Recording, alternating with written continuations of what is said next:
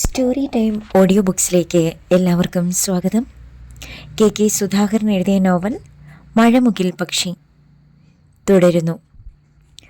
പിറ്റേന്ന് രാവിലെ ആന്റണി കാറുമായി ചെട്ടിശ്ശേരിയിൽ വീട്ടിൽ വന്നു. നേരത്തെ വിളിച്ചു പറഞ്ഞതനുസരിച്ച് ക്രിസ്റ്റി ബാഗുമായി തയ്യാറായിട്ട് ഇരിക്കുന്നുണ്ടായിരുന്നു. ആന്റണി, ഞാൻ എൻ്റെ അനിയനെ അങ്ങോട്ട് ഏൽപ്പിക്കുക. അവന് മുൻപരിചയം ഒട്ടുമില്ലാത്ത ജോലിയായി ഇത്. എല്ലാം പറഞ്ഞു കൊടുക്കണം, തെറ്റുകുറ്റങ്ങൾ ചൂണ്ടിക്കാണിക്കണം. ബോബി അയാളോട് പറഞ്ഞു. ഹോട്ടലിൻ്റെ മാനേജരായിട്ടല്ല, സ്വന്തം അനിയനായിട്ടാ ഞാൻ ക്രിസ്റ്റിയെ കൊണ്ടുപോകുന്നേ. ബോബിക്കും ജെനിക്കും ഒരു പേടിയും വേണ്ട. ആന്റണി പറഞ്ഞത് കേട്ട് ജെനി പുഞ്ചിരിച്ചു. ബോബിയോടും അവളോടും യാത്ര ചോദിച്ച് ക്രിസ്റ്റി ചെന്ന് കാറിൽ കയറി. ടോപ്പ് സ്റ്റേഷനിലെ ഹെവൻ വാലി ഹോട്ടലിലേക്കുള്ള യാത്രാമധ്യേ പൊതുവായ ചില കാര്യങ്ങൾ ആന്റണി അവന് പറഞ്ഞുകൊടുത്തു. ഏത് ഗസ്റ്റ് വന്നാലും മതിയായ രേഖകൾ വാങ്ങി പരിശോധിക്കണം. അവരോട് മാന്യമായും സൗമ്യമായും മാത്രമേ പെരുമാറാവൂ. കൃത്യമായി ബില്ല് നൽകണം. വീണ്ടും വരാൻ അവരെ പ്രേരിപ്പിക്കുന്ന പെരുമാറ്റമായിരിക്കണം നമ്മുടേത്. ക്രിസ്റ്റിക്ക് കമ്പ്യൂട്ടറും ഇൻ്റർനെറ്റും ഒക്കെ ഉപയോഗിച്ച് ശീലം കാണത്തില്ലായിരിക്കും. അത് സാരമില്ല, സാവധാനം പഠിച്ചാൽ മതി. സാം എല്ലാം കാണിച്ചു തരും. ഞാനോ സിബിയോ ഇല്ലാത്തപ്പം സ്വാമിനാഥനാണ് ഹോട്ടലിൻ്റെ ചാർജ്. ജയിലിൽ വെച്ച് കമ്പ്യൂട്ടർ ട്രെയിനിങ് കിട്ടിയിട്ടുള്ള കാര്യം ക്രിസ്റ്റി പറഞ്ഞില്ല. കാർ പാർക്കിൽ ചെന്ന് വണ്ടി നിന്നു. തിരിച്ചു പോകുമ്പോൾ ക്രിസ്റ്റിയെ ആരെങ്കിലും വീട്ടിൽ കൊണ്ടു ചെന്ന് വിടും. നാളെ മുതൽ ബൈക്കിൽ വരികയും പോവുകയും ചെയ്യാം. എന്താ? റിസപ്ഷനിൽ സാമുവൽ എന്ന സാം ഉണ്ടായിരുന്നു. സൗമ്യനായ ചെറുപ്പക്കാരൻ. ആന്റണി ക്രിസ്റ്റിയെ പരിചയപ്പെടുത്തി കൊടുത്തു. റെസ്റ്റോറൻറ്റിൻ്റെ ചുമതലയുള്ള സന്തോഷ്, റൂം ബോയ്സ് അരുൺ, സഹീർ, പളനി, വെയിറ്റർമാരായ പ്രേമൻ, ചന്തു, മറ്റുള്ളവരെയും ക്രിസ്റ്റി പരിചയപ്പെട്ടു. സീസൺ തുടങ്ങിയിരുന്നതിനാൽ ഗസ്റ്റുകളുടെ വരവ് കൂടിയിട്ടുണ്ടായിരുന്നു. ആദ്യത്തെ ദിവസം അങ്ങനെ കടന്നുപോയി. ക്രിസ്റ്റിക്ക് ഒരു ബുദ്ധിമുട്ടും അനുഭവപ്പെട്ടില്ല. രണ്ടാമത്തെ ദിവസം വൈകുന്നേരം 6 മണിയായപ്പോൾ അവൻ ഹോട്ടലിൽ വന്ന് ഡ്യൂട്ടിക്ക് കയറി. അവൻ വന്നപ്പോൾ സാം പോയി. ആന്റണി നേരത്തെ പോയിരുന്നു. വിശ്രമിക്കാനുള്ള ചെറിയ റൂമിൽ ചെന്ന് അവൻ വേഷം മാറി. പാൻസും ഷർട്ടും ടൈയും ധരിച്ചു. സന്ധ്യ കനത്തു. ഹോട്ടലിലെ ലൈറ്റുകൾ തെളിഞ്ഞു. ചുറ്റുമുള്ള കാടിരുണ്ടു. പർവ്വതങ്ങൾ അപ്രത്യക്ഷമായി. രാത്രിയുടെ തണുപ്പേറി. അപ്പോഴാണ് പാർക്കിംഗ് ഏരിയയിൽ ഒരു ചെറിയ കാർ വന്നു നിന്നത്. കാറിൽ നിന്ന് ഫോൾഡർ ബാഗുമായി ഒരു പയ്യനും പെൺകുട്ടിയും ഇറങ്ങി. ഞങ്ങൾക്കൊരു റൂം വേണം, റിസപ്ഷനിലേക്ക് വന്ന് പയ്യൻ പറഞ്ഞു. ക്രിസ്റ്റി രണ്ടുപേരെയും ഒന്ന് നോക്കി. രണ്ടുപേരും നല്ല കുടുംബത്തിൽ പിറന്നവരും സൗന്ദര്യമുള്ളവരുമായിരുന്നു. പയ്യന് 18 19 വയസ്സ് കാണും. പെൺകുട്ടിക്ക് 15 16. പെട്ടെന്ന് ക്രിസ്റ്റിക്ക് അപകടം മണത്തു. പയ്യനെയും പെൺകുട്ടിയെയും ക്രിസ്റ്റി ഒരിക്കൽ കൂടി ഒന്ന് നോക്കി. ജീൻസും ഷർട്ടുമാണ് അവൻ്റെ വേഷം. നെറ്റിയിലേക്ക് മുടി വീണു കിടക്കുന്നു. തൊടുത്ത കവിളുകൾ. മീശ കറുത്തിട്ടില്ല. ജീൻസും ടോപ്പുമായിരുന്നു പെൺകുട്ടിയുടെ വേഷം. സുന്ദരമായ മുഖം. ഒഴുകി വീണു കിടക്കുന്ന മുടി. കണ്ടാൽ ഒരു +1 വിദ്യാർത്ഥിനി. നേരത്തെ റിസർവ് ചെയ്തതാണോ? ക്രിസ്റ്റി മെല്ലെ കാര്യത്തിലേക്ക് കടന്നു. ഉവ്, വിളിച്ചു പറഞ്ഞിട്ടുണ്ടായിരുന്നു, ആത്മവിശ്വാസത്തോടെ പയ്യൻ പറഞ്ഞു. ക്രിസ്റ്റിക്ക് അതത്ര വിശ്വാസമായില്ല. എങ്കിലും അവൻ രജിസ്റ്റർ എടുത്ത് അന്നത്തെ തീയതിയിലുള്ള ബുക്കിംഗ് പരിശോധിച്ചു. പേരെന്താണ്? വിവേക്. ഉടൻ മറുപടി വന്നു. ആ പേരിൽ മുറി രജിസ്റ്റർ ചെയ്തിട്ടില്ലായിരുന്നു. സോറി, ആ പേരിൽ ആരും റൂം ബുക്ക് ചെയ്തിട്ടില്ലല്ലോ. ചേട്ടാ, ഞാനാണ് വിളിച്ചു പറഞ്ഞത്. അപ്പോൾ സാം എന്ന ആളാണ് എന്നോട് സംസാരിച്ചത്. റൂം കൺഫേംഡ് ആണെന്ന് പറയുകയും ചെയ്തു. വിശ്വസിക്കാതിരിക്കാൻ തരമില്ലായിരുന്നു ക്രിസ്റ്റിക്ക്. പക്ഷേ എന്തുകൊണ്ട് വിവേകിൻ്റെ പേരും നമ്പറും സാം രജിസ്റ്ററിൽ എഴുതിയില്ല? സോറി, രജിസ്റ്ററിൽ അങ്ങനെയൊരു സംഭവം എഴുതിയിട്ടില്ലല്ലോ. ക്രിസ്റ്റി കൈയൊഴിഞ്ഞു. ചേട്ടാ, അങ്ങനെ പറയല്ലേ. ഞാൻ റൂം ബുക്ക് ചെയ്തിരുന്നതാ. അക്കാര്യം എഴുതി വെക്കാൻ ആ ചേട്ടൻ വിട്ടുപോയതായിരിക്കും. മണി 7:30. ഈ രാത്രിയിൽ ഞങ്ങൾ ഇനി എവിടെ പോകാനാ? അടുത്തെങ്ങും വേറൊരു ഹോട്ടലുമില്ല. ദയനീയ ഭാവത്തിലാണ് പയ്യൻ പറഞ്ഞത്. ID കാർഡുണ്ടോ? അവരെ ഒഴിവാക്കാനായി ക്രിസ്റ്റി അടുത്ത വഴി നോക്കി. ഉണ്ട്. ജീൻസിൻ്റെ പോക്കറ്റിലുണ്ടായിരുന്ന ലെതർ പേഴ്സ് തുറന്ന് ഒരു ഐഡൻറ്റിറ്റി കാർഡ് എടുത്ത് അവൻ ക്രിസ്റ്റിക്ക് നീട്ടി. മൂന്നാർ എഞ്ചിനീയറിംഗ് കോളേജിലെ ഇലക്ട്രോണിക്സ് ആൻഡ് കമ്മ്യൂണിക്കേഷൻ വിദ്യാർത്ഥി വിവേക്. കൂടെയുള്ളതാരാണ്? ക്രിസ്റ്റി ചോദിച്ചു. എൻ്റെ സിസ്റ്ററാണ്. ID കാർഡുണ്ടോ? ഇല്ല. മറുപടി പറഞ്ഞത് പെൺകുട്ടിയാണ്. കുട്ടി എവിടെയാണ് പഠിക്കുന്നത്? നിർമ്മലഗിരിയിൽ 10th ക്രിസ്റ്റിക്ക് സന്തോഷമായി. ID കാർഡില്ലെങ്കിൽ അതിൻ്റെ പേരിൽ റൂം നിഷേധിക്കാം. എന്താണ് പേര്? മെർലിൻ. സത്യം പറ, നിങ്ങൾ സിസ്റ്ററും ബ്രദറുമാണോ? അതോ എന്തെങ്കിലും കുരുത്തക്കേടുണ്ടാക്കി നാട്ടിൽ നിന്ന് ഓടിപ്പോന്നതാണോ? അല്ല ചേട്ടാ, ഇവൾ തൃശ്ശൂരിൽ ബോർഡിങ്ങിൽ നിന്നാ പഠിക്കുന്നേ. ഞാൻ മൂന്നാറിലെ കോളേജ് ഹോസ്റ്റലിലും. വീക്കെൻഡ് ആയതുകൊണ്ട് മൂന്നാർ കാണാൻ വന്നതാണിവൾ. ടോപ്പ് സ്റ്റേഷനിൽ ഒരു ദിവസം താമസിക്കാൻ ആഗ്രഹമുള്ളതുകൊണ്ടാണ് നെറ്റിൽ നിന്ന് നമ്പർ എടുത്ത് heaven Valley hotel room reserve ചെയ്തത്. അവർ പറയുന്നതെല്ലാം വിശ്വസനീയമായിട്ടാണ് ക്രിസ്റ്റിക്ക് തോന്നിയത്. പക്ഷേ എവിടെയോ എന്തോ ചില പൊരുത്തമില്ലായ്മ. സംശയാസ്പദമായ സാഹചര്യത്തിൽ ഒരു പെൺകുട്ടിയും ആൺകുട്ടിയും വന്ന് റൂം ചോദിക്കുന്നു. അവർ പറയുന്നതെല്ലാം കണ്ണടച്ച് വിശ്വസിച്ച് റൂം കൊടുക്കുന്നു. എന്തെങ്കിലും അരുതാത്തത് സംഭവിക്കുന്നു. വേണ്ട, ഒരിക്കൽ കൂടി പോലീസ് കേസും കോടതിയും ജയിൽവാസവും വയ്യ. സോറി വിവേക്, ഇവിടെ റൂം തരാൻ ബുദ്ധിമുട്ടുണ്ട്. നിങ്ങൾ മൂന്നാറിലേക്ക് പോയിക്കോളൂ. അവിടെ ഏതെങ്കിലും ക്ലാസ്മേറ്റിൻ്റെ വീട്ടിൽ ഇന്ന് കഴിയാം. ക്രിസ്റ്റി ഒരു ഭയം പറഞ്ഞു. ഞങ്ങൾ അതേക്കുറിച്ച് ആലോചിച്ചതാ ചേട്ടാ. പക്ഷേ വണ്ടിയിൽ പെട്രോളില്ല. റിസർവിലാണ് ഞങ്ങൾ ഇവിടെ എത്തിയത്. അതിനെന്തു മറുപടി പറയും? തന്നെയുമല്ല, പരിചയമില്ലാത്ത റോഡാണ്. ഇവിടുന്ന് പെട്രോൾ തന്ന് സഹായിച്ചാൽ തന്നെ മൂന്നാറിൽ ഞങ്ങൾ സേഫായി എത്തുമെന്ന ഒരു വിശ്വാസവുമില്ല. പെൺകുട്ടി നിശബ്ദയായി നിന്നതേയുള്ളൂ. എങ്കിലും അവളുടെ കണ്ണുകളിലെ ദൈന്യത ക്രിസ്റ്റി കണ്ടു. ഓക്കെ, 2 മിനിറ്റ് വെയിറ്റ് ചെയ്യേ, അവൻ അവരോട് പറഞ്ഞു. ആശ്വാസത്തോടെ ആൺകുട്ടിയും പെൺകുട്ടിയും ഹോട്ടൽ ലോബിയിലെ സോഫയിൽ ചെന്നിരുന്നു. ക്രിസ്റ്റി അവൻ്റെ റൂമിലേക്ക് ചെന്ന് ആൻ്റണിയെ വിളിച്ച് സംസാരിച്ചു. ഒരു കാരണവശാലും അവർക്ക് റൂം കൊടുക്കണ്ട. ക്രിസ്റ്റി, എത്രയും വേഗം പറഞ്ഞു വിട്ടേക്ക്. നമുക്കത് തലവേദനയാകത്തേയുള്ളൂ. വെറുതെ പുലുപാലി പിടിക്കണ്ട. കേട്ടിടത്തോളം പിള്ളേർ ആങ്ങളെയും പെങ്ങളും ഒന്നുമല്ല. ഇനി അവരോടെന്തു പറയും? ക്രിസ്റ്റി വിഷമത്തിലായി. ആൻ്റണി ഫോൺ കട്ട് ചെയ്തു. എന്ത് ചെയ്യണമെന്നറിയാതെ ക്രിസ്റ്റി ആലോചനയോടെ അവിടെ തന്നെ നിന്നു. അപ്പോഴാണ് സലോമിയുടെ കാര്യം അവന് ഓർമ്മ വന്നത്. സലോമി ചേച്ചി ഒരു കാര്യം പറഞ്ഞാൽ ആൻ്റപ്പൻ ചേട്ടൻ എതിർക്കാൻ സാധ്യതയില്ല. ഉടൻ തന്നെ അവൻ സലോമിയുടെ നമ്പറിലേക്ക് വിളിച്ചു. എന്താ ക്രിസ്റ്റി, എന്തെങ്കിലും പ്രോബ്ലം ഉണ്ടോ? അവൾ ചോദിച്ചു. ഉണ്ട് ചേച്ചി, ഒരു ഹെൽപ്പ് വേണം. അതിനാ വിളിച്ചേ. ശരി പറ. വിവേകിൻ്റെയും മെർലിൻ്റെയും കാര്യം അവൻ വളരെ ചുരുക്കി അവളോട് പറഞ്ഞു. അവരെ ഹോട്ടലിൽ താമസിപ്പിക്കുന്നതിനോട് എനിക്ക് യോജിപ്പില്ല, അവൾ പറഞ്ഞു. എനിക്ക് വേറൊരു സജഷനുണ്ട്. എന്താണ്? നല്ല കുടുംബത്തിൽ പിറന്ന കുട്ടികളാണെന്ന് കണ്ടിട്ട് തോന്നുന്നു. ഈ രാത്രി നേരത്ത് വിജനമായ കാട്ടുപ്രദേശത്തേക്ക് അവരെ ഇറക്കി വിടുന്നത് ശരിയാണോ? നമ്മൾ അല്പം മനുഷ്യത്വം കാണിക്കണ്ടേ? എന്താ ക്രിസ്റ്റി ഉദ്ദേശിക്കുന്നത്? അവരെ ഞാൻ അങ്ങോട്ട് വിടട്ടെ, നമ്മുടെ വണ്ടിയിൽ? ഈ രാത്രി അവർ അവിടെ താമസിക്കട്ടെ. ഒരു നിമിഷത്തേക്ക് സലോമി നിശബ്ദയായി. അതിനവർ തയ്യാറാകുമോ? ചോദിച്ചു നോക്കാം. സമ്മതമാണെങ്കിൽ ഇങ്ങോട്ട് വിട്. കാരണം ക്രിസ്റ്റി എന്നോടൊരു സഹായം ആവശ്യപ്പെട്ടാൽ അത് തള്ളിക്കളയാൻ എനിക്ക് പറ്റില്ല. താങ്ക്സ് ചേച്ചി. പക്ഷേ ഒരു പാലമിട്ടാൽ അങ്ങോട്ടും ഇങ്ങോട്ടും അതിൻ്റെ പ്രയോജനമുണ്ടാകണം. ഞാനൊരാവശ്യം പറഞ്ഞാൽ ക്രിസ്റ്റിയും അതിന് തയ്യാറാകണം. അതിലൊരു കുരുക്കുണ്ടെന്ന് ക്രിസ്റ്റിക്ക് തോന്നി. പക്ഷേ ആലോചിച്ച് നിൽക്കാൻ സമയമില്ല. ഓക്കെ ചേച്ചി, ഞാൻ അവരോട് സംസാരിക്കാം. ക്രിസ്റ്റി വീണ്ടും ഹോട്ടലിൻ്റെ റിസപ്ഷനിലേക്ക് ചെന്നു. അവൻ വിവേകിനെ വിളിച്ച് പുതിയ ക്രമീകരണത്തെക്കുറിച്ച് സംസാരിച്ചു. എനിക്ക് മെർലിനോടൊന്ന് സംസാരിക്കണം ചേട്ടാ, അവൻ പറഞ്ഞു. ശരി, ചോദിച്ചിട്ട് വാ. വിവേക് ചെന്ന് അവളുമായി അല്പനേരം സംസാരിച്ചു. അവൾ അനുകൂല ഭാവത്തിൽ തലകുലുക്കി. മെർലിൻ സമ്മതിച്ചു ചേട്ടാ, അവൻ വന്നു പറഞ്ഞു. ഉടൻ തന്നെ റോബിൻ എന്ന ഡ്രൈവറെ ക്രിസ്റ്റി വിളിപ്പിച്ചു. റോബിൻ മര്യാദക്കാരനാണെന്നും വിശ്വസ്തനാണെന്നും ആന്റണി നേരത്തെ പറഞ്ഞിട്ടുണ്ടായിരുന്നു. റോബിൻ, ഇവർ ആന്റണി ചേട്ടൻ്റെ ബന്ധത്തിലുള്ള കുട്ടികളാണ്. 2 പേരെയും ആന്റണി ചേട്ടൻ്റെ വീട്ടിൽ കൊണ്ട് ചെന്നാക്കിയിട്ട് വരണം. വിവേകും മെർലിനും കേൾക്കെയാണ് ക്രിസ്റ്റി അത് പറഞ്ഞത്. ശരി, പോകാം, റോബിൻ പറഞ്ഞു. താങ്ക് യു ചേട്ടാ, നാളെ കാണാം. റോബിൻ അവരെയും കൊണ്ട് അപ്പോൾ തന്നെ വട്ടവടയിലേക്ക് പോയി. പക്ഷേ ക്രിസ്റ്റിയുടെ മനസ്സിൽ ഒരു സംശയം ബാക്കി കിടന്നു. ആ കുട്ടികൾ പറഞ്ഞതെല്ലാം സത്യം തന്നെയാണോ? വനപ്രദേശത്തു കൂടിയാണ് ടോപ്പ് സ്റ്റേഷനിൽ നിന്ന് വട്ടവടയിലേക്കുള്ള റോഡ്. രാത്രിയിൽ വളരെ ശ്രദ്ധിച്ചു വേണം ഡ്രൈവ് ചെയ്യാൻ. കാട്ടുമൃഗങ്ങൾ റോഡിലേക്ക് ഇറങ്ങി നിൽക്കും. നല്ല നിശ്ചയമുള്ള റോഡായതിനാൽ വണ്ടി ഓടിക്കാൻ റോബിന് ഒരു ബുദ്ധിമുട്ടും ഉണ്ടായില്ല. പക്ഷേ ഓമയെ പോലെ കാർ ഓടിക്കുന്നതിൽ മാത്രമേ അയാൾക്ക് പ്രയാസമുണ്ടായിരുന്നുള്ളൂ. സവാരി പോയാൽ അയാൾ യാത്രക്കാരുമായി സംസാരിക്കാൻ ശ്രമിക്കാറുണ്ട്. എന്തെങ്കിലുമൊക്കെ മിണ്ടിയും പറഞ്ഞും വണ്ടി ഓടിച്ചാൽ വിരസത അനുഭവപ്പെടുകയില്ല.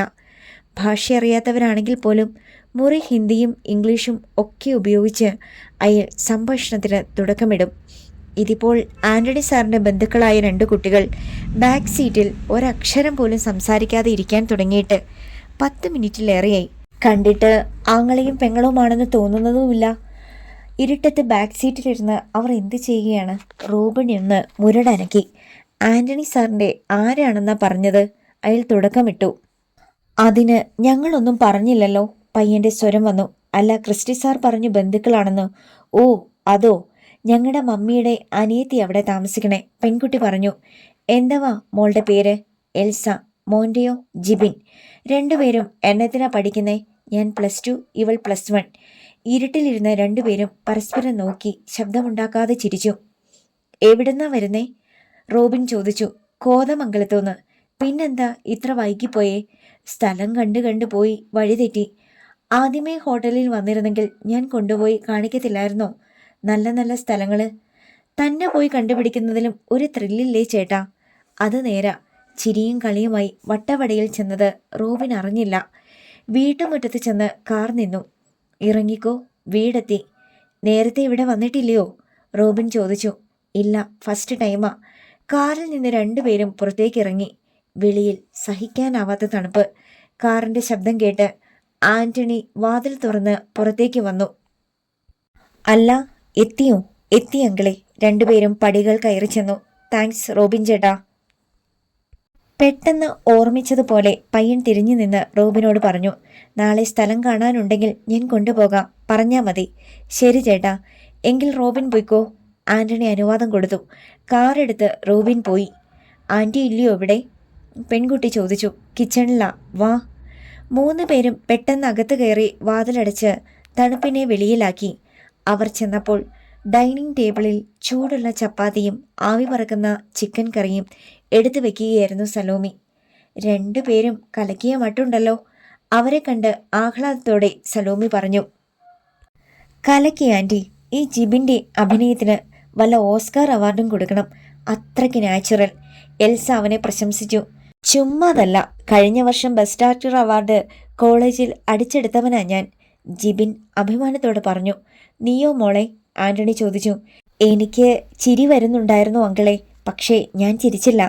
എന്ത് ചെയ്യണമെന്നറിയാതെ അങ്കിളിൻ്റെ പുതിയ മാനേജർ ശരിക്കും കഷ്ടപ്പെട്ടു പോയി, എൽസ പറഞ്ഞു. വാ, ഇനി വല്ലതും കഴിച്ചോണ്ട് സംസാരിക്കാം. അത് കേൾക്കാത്ത താമസം ജിബിനും എൽസയും ചെന്ന് കൈ കഴുകിയിട്ട് ഡൈനിങ് ടേബിളിനടുത്തിരുന്നു. അപ്പോഴേക്ക് ആന്റണിയും വന്നു. അയാൾ പതിവുള്ള 4 ലാർജ് അപ്പോഴേക്ക് അകത്താക്കി കഴിഞ്ഞിരുന്നു. അപ്പോൾ ക്രിസ്റ്റിക്കൊരു സംശയവും ഉണ്ടായില്ല അല്ലയോ? ഒരു പ്ലേറ്റ് എടുത്ത് മുൻപിൽ വെച്ചുകൊണ്ട് അയാൾ ചോദിച്ചു. ഇല്ല അങ്കിളെ, വണ്ടിയിൽ പെട്രോളില്ലെന്ന് ഞാൻ വെച്ച് കാച്ചി. അന്നേരം പുള്ളിയുടെ മുഖം ഒന്ന് കാണണമായിരുന്നു. ഞങ്ങളെ പറഞ്ഞുവിടാൻ പറ്റുമോ? ഡ്രൈവർ റോബിൻ അങ്കിളിനോട് അമ്മയുടെ അനുജത്തിയുടെ വീടാണെന്ന് സത്യം പറഞ്ഞു. ഞങ്ങൾ ജിബിനും എൽസയുമാണെന്നും ഞങ്ങളുടെ മമ്മിയുടെ അനിയത്തിയ സലോമി ആൻറ്റി എന്നും എൽസ പറഞ്ഞു. അതിൽ തെറ്റില്ല. റോബിൻ അത് ക്രിസ്റ്റിയോട് പറയാൻ പോകുന്നുമില്ല. പറഞ്ഞാലും അവനത് വിശ്വസിക്കത്തുമില്ല. ഉറപ്പുണ്ടായിരുന്നു സലോമിക്ക്. 4 പേരും ഭക്ഷണം കഴിക്കാൻ ആരംഭിച്ചു. അങ്കിൾ പ്ലാൻ ചെയ്ത സംഭവം കൊള്ളാം. ഇനി ഇതുപോലെ വല്ല സംഭവം ഉണ്ടെങ്കിൽ വിളിക്കണം. നമുക്കൊന്നുകൂടെ കൊഴുപ്പിച്ചെടുക്കാം, ജിബിൻ പറഞ്ഞു. നിങ്ങളുടെ ഡാഡിയും മമ്മിയും അറിയണ്ട. അവർ പിന്നെ നിങ്ങളെ ഈ പ്രദേശത്തേക്ക് വിടത്തില്ല. ആന്റണി പറഞ്ഞത് കേട്ട് എല്ലാവരും ചിരിച്ചു. Good night aunty. Good night uncle. രാവിലെ കാണാം. ഭക്ഷണം കഴിച്ചു കഴിഞ്ഞ് ജിബിനും എൽസിയും ഉറങ്ങാൻ പോയി. എന്തായാലും നിന്റെ പരീക്ഷണം വിജയിച്ചല്ലോ സലോമി. ക്രിസ്റ്റിയെ നമുക്ക് 100% വിശ്വസിക്കാം. അവൻ നല്ലവനാണ്. വേണ്ടാതീനത്തിനൊന്നും കൂട്ടു നിൽക്കത്തില്ല. നിന്റെ ബുദ്ധി കൊള്ളാം. ആൻ്റപ്പൻ അവളെ പ്രശംസിച്ചു. പരീക്ഷണം വിജയിക്കുക മാത്രമല്ല, ക്രിസ്റ്റിയെ വരിതയിലാക്കാനും കഴിഞ്ഞു. അക്കാര്യം പാവോ ആൻ്റപ്പന് അറിയില്ലല്ലോ. സലോമി അയാൾ കാണാതെ ചിരിച്ചു. നാട്ടിലേക്ക് പോകാൻ തയ്യാറായി ജാസ്മിൻ ഫോൾഡർ ബാഗും എയർ ബാഗുമായി ഹോസ്റ്റലിൽ നിന്നിറങ്ങി. മുറി പൂട്ടി ട്രീസയും അവളോടൊപ്പം ചെന്നു. അപ്പോൾ സമയം വൈകുന്നേരം 5 മണിയായിരുന്നു. പോണ്ടിച്ചേരിയിൽ നിന്ന് നേരെ വില്ലുപുരത്തേക്ക് പോകുന്നു. ചെന്നൈയിൽ നിന്ന് എറണാകുളത്തേക്ക് പോകുന്ന ബസ് അവിടെ 8:30 മണിക്കെത്തും. അതിലൊരു സീറ്റ് റിസർവ് ചെയ്തിട്ടുണ്ട്. രാവിലെ എറണാകുളത്തെത്തും. അവിടെ നിന്ന് നേരെ ആലപ്പുഴയ്ക്ക്. പോണ്ടിച്ചേരി ന്യൂ ബസ് സ്റ്റാൻഡ് വരെ സ്കൂട്ടറിൽ ട്രീസ കൊണ്ടുവിടും. നീ പോകുന്ന കാര്യം സഞ്ജയിനോട് പറഞ്ഞോ? ട്രീസ തിരക്കി. ഫ്രൈഡേ പോകുമെന്ന് നേരത്തെ പറഞ്ഞിട്ടുണ്ടായിരുന്നു. അന്നത്തെ സംഭവത്തിന് ശേഷം അവൻ എന്നെ വിളിച്ചിട്ടില്ല. നീ എല്ലാം എന്നോട് പറഞ്ഞു കാണും എന്നോർത്ത് ചമ്മൽ കാണും, ജാസ്മിൻ പറഞ്ഞു.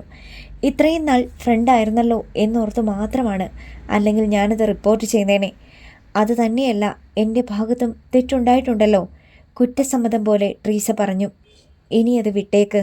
ആരെയും മനസ്സുകൊണ്ട് നോവിക്കണ്ട, വെറുപ്പിക്കുകയും വേണ്ട. ഏറിയാൽ 6 മാസം കൂടിയല്ലേ നമ്മൾ ഈ ക്യാമ്പസിൽ കാണൂ. സന്തോഷത്തോടെ പിരിഞ്ഞാൽ മതി. ജാസ്മിൻ പറഞ്ഞത് അംഗീകരിക്കുന്നത് പോലെ ട്രീസ തലകുലുക്കി. സ്കൂട്ടറിൽ ന്യൂ ബസ് സ്റ്റാൻഡിൽ അവൾ ജാസ്മിനെ ഇറക്കി വിട്ടു. നീ ഇടയ്ക്ക് വിളിക്കില്ലേ? ട്രീസ ചോദിച്ചു. എന്താ സംശയം? നീയും നാട്ടിലായിരിക്കുമല്ലോ, വിശേഷങ്ങൾ നീയും അറിയിക്കണം.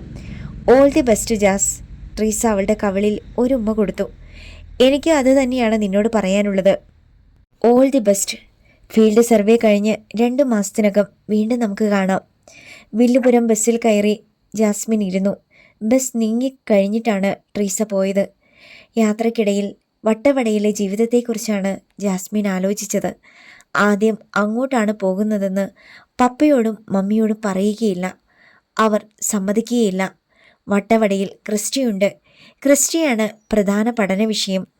അവനെ അറിയണം, പഠിക്കണം. അവൻ്റെ സ്വഭാവവിശേഷങ്ങൾ വ്യാഖ്യാനിക്കണം.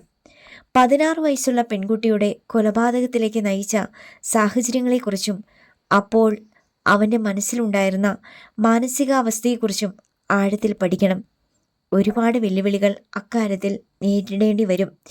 ഒന്നാമത്തെ കാര്യം, തൻ്റെ സന്ദർശനോദ്ദേശ്യം ഒരു കാരണവശാലും അവൻ അറിയാൻ പാടില്ല. രണ്ടാമത്തേത്, അവൻ മനസ്സ് തുറക്കാൻ സമ്മതിക്കാതെ വന്നാലുള്ള പ്രശ്നമാണ്. അടുപ്പത്തിലാകണം, പിന്നെ വിശ്വാസം നേടിയെടുക്കണം. അത് കഴിഞ്ഞിട്ട് വേണം മനസ്സിലേക്ക് കയറി ചെന്ന് പലതും കണ്ടുപിടിക്കാൻ. വില്ലുപുരത്ത് ചെന്ന് 2 മണിക്കൂറോളം കാത്തിരുന്ന ശേഷമാണ് ജാസ്മിന് എറണാകുളം ബസ് കിട്ടിയത്. പുഷ് ബാക്ക് സീറ്റായിരുന്നത് കൊണ്ട് നേരം വെളുക്കും വരെ അവൾ സുഖമായി ഉറങ്ങി. രാവിലെ 7 മണിക്ക് എറണാകുളത്തെത്തി. അവിടെ നിന്ന് സൂപ്പർ ഫാസ്റ്റിൽ നേരെ ആലപ്പുഴയ്ക്ക്. നേരത്തെ അറിയിച്ചതനുസരിച്ച് മാർഗരറ്റ് ബ്രേക്ക്ഫാസ്റ്റ് തയ്യാറാക്കി ജാസ്മിനെ കാത്തിരിക്കുന്നുണ്ടായിരുന്നു. യാത്രയൊക്കെ സുഖമായിരുന്നോ മോളെ? എൽദോസ് തിരക്കി. ഒരു കുഴപ്പവുമില്ലായിരുന്നു പപ്പ. ഇനി എന്താണ് നിന്റെ പ്ലാൻ? 2 മാസത്തോളം ഞാനിവിടെ കാണും. ഇവിടെ മാത്രമല്ല, ഫോർട്ട് കൊച്ചിയിലും തങ്കശ്ശേരിയിലുമൊക്കെ ചില സ്കൂളുകളിലൊക്കെ സർവേക്ക് പോകണം. വട്ടവടയ്ക്ക് പോകുന്നുണ്ടോ? പോണമെന്നുണ്ട്. ജനിച്ചേച്ചിയെ കാണണം. ഞങ്ങളും കൂടെ വരാം. 2 ദിവസം അവിടെ താമസിച്ചിട്ട് നമുക്കൊന്നിച്ചു പോരാം, മാർഗരറ്റ് പറഞ്ഞു. ജാസ്മിൻ വെറുതെ മൂളി. കൊച്ചിയിലേക്ക് എന്നാ നീ പോകുന്നേ? നാളെ. അന്ന് വൈകുന്നേരം ജാസ്മിൻ ബീച്ചിലേക്ക് പോയി. അവിടെ വെച്ചാണ് അവൾ ജെനിയെ വിളിച്ചത്. ചേച്ചി, നാളെ രാവിലെ ഞാൻ ഇവിടുന്ന് യാത്ര തിരിക്കും. ഉച്ച കഴിഞ്ഞ് അവിടെ എത്തും. മൂന്നാറിലേക്ക് ബോബിച്ചായനെ വിടാം, ജെനി പറഞ്ഞു. വേണ്ട ചേച്ചി, ഞാൻ നേരത്തെ വന്നിട്ടുള്ളതല്ലേ. തനിച്ച് വരുന്നതാണ് എനിക്കിഷ്ടം. ശരി, വന്നോ. ഒരു കാര്യം, പപ്പയോടും മമ്മിയോടും പറഞ്ഞേക്കുന്നത് കൊച്ചിയിലേക്ക് പോവുകയാണെന്ന്. അവർ ഇക്കാര്യം ഒരു കാരണവശാലും അറിയരുത്. ഫോൺ ചെയ്യുമ്പോൾ ഓർക്കാതെ പറയരുത്, ജാസ്മിൻ മുന്നറിയിപ്പ് കൊടുത്തു. അത് നീ പേടിക്കണ്ട. ബോബിച്ചായനോടും പറഞ്ഞേക്കണേ. ക്രിസ്റ്റി ഉണ്ടല്ലോ അവിടെ. അവന് ടോപ്പ് സ്റ്റേഷനിലുള്ള ഒരു ഹോട്ടലിൽ മാനേജറായി ജോലി കിട്ടി. നൈറ്റ് ഡ്യൂട്ടിയാണ്. പകൽ നേരത്തെ വീട്ടിൽ കാണുമല്ലോ? ജാസ്മിൻ ചോദിച്ചു. 9-ന് വീട്ടിൽ വരും. പിന്നെ 6 മണിക്കേ പോകൂ. അത് മതി. അന്ന് രാത്രിയിൽ ജാസ്മിൻ യാത്രയ്ക്കുള്ള ഒരുക്കങ്ങൾ നടത്തി. ബാഗിൽ അത്യാവശ്യം വേണ്ടുന്ന ചോദ്യാവലി പ്രിൻ്റ് ചെയ്ത കടലാസുകൾ, ക്യാമറ, വോയിസ് റെക്കോർഡർ, ഡ്രസ്, മറ്റ് സാധനങ്ങൾ. രാവിലെ എൽദോസാണ് അവളെ ബസ് സ്റ്റേഷനിൽ കൊണ്ടുചെന്ന് വിട്ടത്. പപ്പ ഇനി പൊയ്ക്കോ. ബസ് വരുമ്പോൾ ഞാൻ കയറി പൊയ്ക്കോളാം, അവൾ പറഞ്ഞു. എൽദോസ് പോയി. കോട്ടയം ബസ് വന്നപ്പോൾ അവൾ അതിൽ കയറിയിരുന്നു. 1.5 മണിക്കൂർ കൊണ്ട് കോട്ടയത്ത് ചെല്ലാൻ പറ്റും. അവിടുന്ന് 3 മണിക്കൂർ മൂന്നാറിന്, 2.5 മണിക്കൂർ വട്ടവടയ്ക്ക്. 5 മണിക്ക് മുമ്പ് വട്ടവടയിലെത്താം. കോട്ടയത്ത് നിന്ന് 1 മണിക്കൂർ വൈകിയാണ് മൂന്നാർ ബസ് കിട്ടിയത്. സൈഡ് സീറ്റിൽ കാഴ്ചകൾ കണ്ടിരുന്നെങ്കിലും ജാസ്മിൻ്റെ മനസ്സ് ശാന്തമായിരുന്നില്ല. വണ്ടി നല്ല വേഗത്തിൽ ഓടിക്കൊണ്ടിരുന്നു.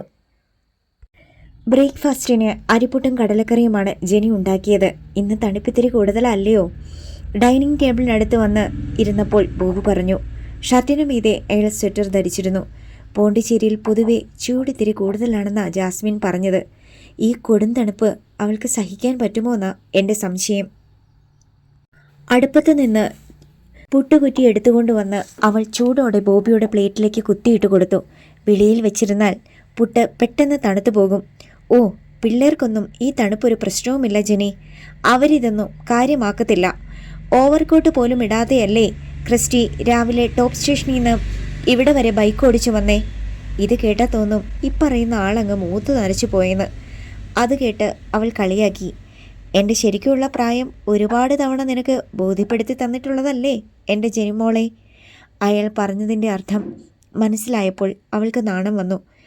അവളുടെ നാണം കണ്ട് അയാൾ ചിരിച്ചു. ഇനി 1 മാസം സൂക്ഷിച്ചൊക്കെ പെരുമാറിക്കൊള്ളണം കേട്ടോ.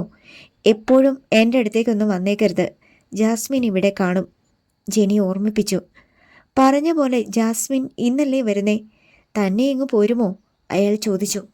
കുറച്ചു മുമ്പ് ഞാൻ വിളിച്ചു പറഞ്ഞപ്പോൾ 3 ബസ്സിലാണെന്നാ പറഞ്ഞേ. രസം അതല്ല, മമ്മിയോടും പപ്പയോടും പറഞ്ഞേക്കുന്നേ ഫോർട്ട് കൊച്ചിയിലേക്ക് പോവുകയാണെന്നാ. കള്ളത്തരം കണ്ടുപിടിക്കുമോന്നാ എൻ്റെ പേടി. ഗുരുതരമായ കള്ളത്തരമൊന്നുമല്ലല്ലോ അവൾ ചെയ്യുന്നത്. കള്ളത്തരം ചെയ്യുമ്പോൾ അതിലൊരു ത്രില്ലുണ്ട് ജെനി. അത് നിനക്കറിയാൻ മേലാഞ്ഞിട്ടാ. ആവി പറക്കുന്ന ഉടച്ച പുട്ടിലേക്ക് ബോബി കടലക്കറി വിളമ്പി. പുട്ടുകുറ്റിയിലേക്ക് അരിപ്പൊടിയും തേങ്ങാപ്പീരയും നിറയ്ക്കുന്നതിനിടയിൽ ജെനി തല തിരിച്ച് അയാളെ ഒന്ന് നോക്കി. അത്തരം ത്രില്ല് കുറേ അനുഭവിച്ചിട്ടുണ്ടെന്ന് തോന്നുന്നുണ്ടല്ലോ പറച്ചിൽ കേട്ടിട്ട്. അത് കേട്ട ബോബി ഒന്ന് ചിരിച്ചു. പക്ഷേ അതൊരു വിളറിയ ചിരിയായിരുന്നു. അയ്യോ, നമുക്കങ്ങനെയുള്ള അനുഭവങ്ങളൊന്നുമില്ലേ. നമ്മളൊരു പാവം, ഒരു പൊതുവിജ്ഞാനം പറഞ്ഞതേ ഉള്ളൂ. അതിൽ കൂടുതലൊന്നും വിചാരിക്കണ്ട എൻ്റെ പൊന്നെ. കള്ളന്മാരാ ഇങ്ങനെ ഉരുണ്ട് കളിക്കുന്നേ. അത് പോട്ടെ, കടലക്കറി എങ്ങനെയുണ്ട്? അവൾ ചോദിച്ചു. അത് പിന്നെ പ്രത്യേകിച്ച് പറയണോ എൻ്റെ ജെനി? ആലപ്പുഴയുടെ ടേസ്റ്റ്. നീയൊരു ചമ്മന്തി അരച്ചാൽ പോലും അതിൽ കാണുമല്ലോ. ആ പ്രശംസ അവളെ തൃപ്തിയാക്കി. ക്രിസ്റ്റി വല്ലതും കഴിച്ചിട്ടാണോ കിടന്നുറങ്ങുന്നേ? പെട്ടെന്ന് ബോബി ചോദിച്ചു. കാപ്പി പോലും കുടിക്കാതെയാ മുകളിലോട്ട് പോയേ. 2 മണിക്കൂർ കഴിഞ്ഞേ വിളിക്കാവുള്ളൂ എന്നും പറഞ്ഞു. രാത്രിയിൽ ഉറക്കം നിൽക്കുന്നതല്ലേ? അതവൻ ഇഷ്ടമായതുകൊണ്ടല്ലേ വിളിക്ക്. വന്ന് വല്ലതും കഴിച്ചിട്ട് പോകാൻ പറ. പുട്ടുകുറ്റി വീണ്ടും അടുപ്പത്ത് വെച്ചിട്ട് ജെനി കോണിപ്പടികൾ കയറി മുകളിലേക്ക് ചെന്നു. ക്രിസ്റ്റിയുടെ മുറി അടഞ്ഞു കിടക്കുകയായിരുന്നു. അവൾ വാതിലിൽ മെല്ലെ മുട്ടി. ക്രിസ്റ്റി. അവൻ ഉണർന്നില്ല. ഉറങ്ങുന്നയാളെ ഉണർത്തണ്ട എന്ന് അവൾക്ക് തോന്നി. ഉണർന്നെഴുന്നേറ്റ് വരുമ്പോൾ കഴിക്കാൻ കൊടുക്കാം. അവൾ തിരിഞ്ഞു നടക്കാൻ തുടങ്ങിയപ്പോൾ വാതിൽ തുറക്കുന്ന ശബ്ദം കേട്ടു. എന്താ ചേച്ചി, നല്ല ഉറക്കത്തിലായിരുന്നോ? അവൾ തിരിഞ്ഞു നിന്ന് ചോദിച്ചു. ഏയ് അല്ല, ഇന്നലെ രാത്രിയിൽ തടസ്സങ്ങളൊന്നുമില്ലാതെ ഉറങ്ങാൻ പറ്റി. ചേച്ചി വിളിച്ചപ്പോൾ ഞാൻ ഉണർന്നു കിടക്കുമായിരുന്നു. ബ്രേക്ക്ഫാസ്റ്റ് റെഡിയാണ്, വന്നാൽ കഴിക്കാം. 5 മിനിറ്റിനകം ഞാൻ വരാൻ ചേച്ചി. അത് മതി. ജെനി താഴേക്ക് ചെന്നു. ക്രിസ്റ്റി വരുമ്പോഴേക്ക് അടുത്ത പുട്ട് വെന്ത് കഴിഞ്ഞിരിക്കും. അവൻ എന്തിയേ? ബോബി ചോദിച്ചു. ഇപ്പം വരും. ക്രിസ്റ്റി വന്നിട്ട് മതിയോ കാപ്പി? ഇപ്പോഴിട്ടാൽ തണുത്തു പോകും. അവൻ വന്നിട്ട് മതി. അയാൾ കുറച്ച് കടലക്കറി കൂടി സ്വയം വിളമ്പി. അപ്പോഴാണ് ടെലിഫോൺ ബെല്ലടിച്ചത്. ജെനി സ്വീകരണ മുറിയിലേക്ക് ചെന്ന് റിസീവർ എടുത്തു. ഹലോ ചേച്ചി, ഇത് ഞാനാ, ജാസ്മിൻ. നീ എവിടെ എത്തി? സ്ഥലം അറിയത്തില്ല ചേച്ചി. കോതമംഗലം കഴിഞ്ഞു. പക്ഷേ ബസ്സിൻ്റെ ടയർ പഞ്ചറായി. അത് മാറ്റിയിടാൻ വേണ്ടി ബസ് നിർത്തിയിട്ടേക്കുവാ, ജാസ്മിൻ പറഞ്ഞു. വൈകുമോ? ഏയ് 10-20 മിനിറ്റിനകം വിടുമെന്നാ അവർ പറഞ്ഞത്. മൂന്നാറിൽ വരുമ്പോൾ ലേറ്റ് ആകുമല്ലോ മോളെ. ഉച്ച കഴിയും. സാരമില്ല, ഞാനങ്ങ് വന്നേക്കാം ചേച്ചി. ബോബി ചായനെ വിടണമെങ്കിൽ പറയണേ. പറയാം. ക്രിസ്റ്റിയുണ്ട് വീട്ടിൽ? ഉണ്ട്, പക്ഷേ 4 വീലർ ലൈസൻസ് ഇല്ല അവന്, ജെനി പറഞ്ഞു. അയ്യോ, എന്നെ വിളിച്ചുകൊണ്ട് പോകുന്നതിന് വേണ്ടി ചോദിച്ചതല്ല. ക്രിസ്റ്റിക്ക് നൈറ്റ് ഡ്യൂട്ടി ആണെന്നാണല്ലോ ചേച്ചി നേരത്തെ പറഞ്ഞത്. പകൽ വീട്ടിൽ കാണുമോയെന്നറിയാൻ ചോദിച്ചതാ. ഉണ്ട്, ബ്രേക്ക്ഫാസ്റ്റ് കഴിക്കാൻ ഞാൻ ഇപ്പോൾ വിളിച്ചു വന്നതേ ഉള്ളൂ. ഇത്ര ലേറ്റ് ആകുമോ ബ്രേക്ക്ഫാസ്റ്റ് കഴിക്കാൻ? ബോബി ചായൻ എപ്പോൾ ഉറക്കം എഴുന്നേറ്റ് വരുന്നു അതാണ് ഇവിടുത്തെ സമയം, ജാസ്മിൻ ചിരിച്ചു. എന്നാൽ നാളെ മുതൽ എപ്പോൾ ജാസ്മിൻ എഴുന്നേറ്റ് വരുന്നു അതായിരിക്കണം അവിടെ രാവിലത്തെ ഭക്ഷണ സമയം. അത് കേട്ട് ജെനിയും ചിരിച്ചു. ശരി, നീ വേഗം അങ്ങ് വരാൻ നോക്ക്. ഓക്കെ ചേച്ചി. റിസീവർ വെച്ചിട്ട് ജെനി ചെന്ന് കാപ്പി ഉണ്ടാക്കി. അപ്പോഴേക്ക് ക്രിസ്റ്റി ഡൈനിങ് റൂമിലേക്ക് വന്നു. അവൾ കുറ്റിയിൽ നിന്നെടുത്ത ആവി പറക്കുന്ന പുട്ട് അവൻ്റെ പ്ലേറ്റിലും വിളമ്പി. മാനേജർ ജോലി എങ്ങനെയുണ്ടടാ? ബോബി അവനോട് അന്വേഷിച്ചു. കുഴപ്പമില്ല, പല നാടുകളിലുള്ള ആളുകളെ പരിചയപ്പെടാൻ കഴിയും. അതൊരു രസമാണ്. കൃഷി ചെയ്യാൻ ദാഹിച്ചു മോഹിച്ച് ഓടി വന്ന ആൾ ഇപ്പോൾ ഹോട്ടൽ ജോലിയിൽ തൃപ്തനാണ്. ജെനി അവനെ കളിയാക്കി. അത് വെറും തെറ്റിദ്ധാരണയാ. ഈ വിളവെടുപ്പ് കഴിയുന്നത് വരെ എനിക്കൊന്നും ചെയ്യാനില്ല. അടുത്ത സീസണിൽ ചേച്ചി കണ്ടോ ഞാൻ എന്താ ചെയ്യാൻ പോകുന്നതെന്ന്. വട്ടവടയിലെ ശീതകാല പച്ചക്കറി കൃഷി ചെയ്യുന്ന ഏറ്റവും നല്ല കർഷകന് ആരെങ്കിലും അവാർഡ് കൊടുക്കുന്നുണ്ടെങ്കിൽ അത് ഞാനായിരിക്കും മേടിക്കുന്നത്, അവൻ പറഞ്ഞു. ഒരിക്കലും നടക്കാൻ സാധ്യതയില്ലാത്ത മനോഹരമായ സ്വപ്നം. അവൾ വീണ്ടും അവനെ കളിയാക്കി. ക്രിസ്റ്റി പറഞ്ഞാൽ പറഞ്ഞതാ ചേച്ചി. അടുത്ത കൊല്ലം ഇതേ സമയത്ത് ഈ പറഞ്ഞ വാക്കുകൾ ചേച്ചിക്ക് തിരിച്ചെടുക്കേണ്ടി വരും. എന്നെ കൊണ്ട് അങ്ങനെ ചെയ്യിച്ചാൽ നിനക്ക് ഞാനൊരു സമ്മാനം തരും, ജെനി പ്രഖ്യാപിച്ചു. എന്ത് സമ്മാനം? അവൻ ചോദിച്ചു. അതൊന്നും ഇപ്പം പറയത്തില്ല. ഇവൾ പറഞ്ഞു പറ്റിക്കാൻ മിടുമിടിക്കുക ക്രിസ്റ്റി. നീ അതൊന്നും വിശ്വസിക്കണ്ട, ബോബി പറഞ്ഞു. എന്നെ തോൽപ്പിക്കാൻ ചേട്ടൻ എന്തൊരു ഉത്സാഹം. അവൾ വ്യാജമായ കോപത്തോടെ അയാളെ നോക്കി. ക്രിസ്റ്റി പൊട്ടിച്ചിരിച്ചു. അടുത്ത ഭാഗം നാളെ.